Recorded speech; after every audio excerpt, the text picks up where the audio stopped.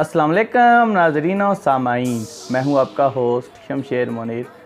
बहुत सारे लोगों ने मुझसे क्वेश्चन किया था कि याकूत और अकीक के दरमियान बताएं कि इन दोनों में से कौन सा पत्थर ज़्यादा मौसर है, जिसके ज़्यादा इफ़ेक्ट हैं।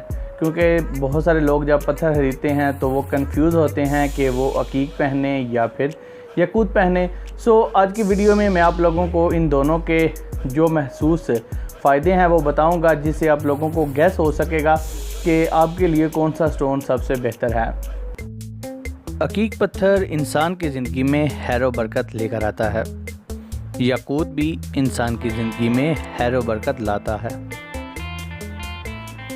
अकीक पत्थर माली तंगी को दूर करता है।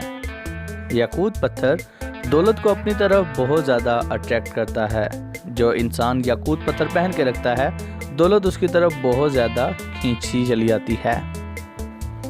अकीक मुनासिब कीमत पर हर हासो आम को मिल जाता है, जबकि याकूत एक महंगा पत्थर है जो बहुत कम ही लोग इसको खरीद सकते हैं।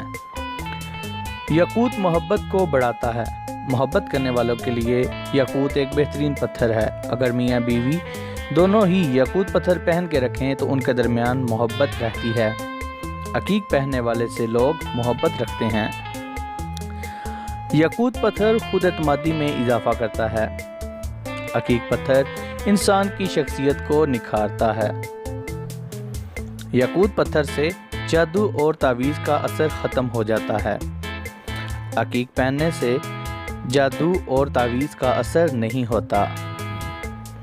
अकीक पहनना सुन्नत है। याकूत का जिक्र कुरान पाक की सूरह रहमान में आया है। दोस्तों, चंद ये मुआज़ने थे जिनसे मैंने आप लोगों को इन दोनों स्टोन की अहमियत का बताया कि किस हवाले से याकूत पत्थर बेहतर है और किस हवाले से अकीक पत्थर बेहतर है। ये अब आप पे डिपेंड करता है कि आप किस स्टोन से कौन सा फ़ायदा लेना चाहते हैं।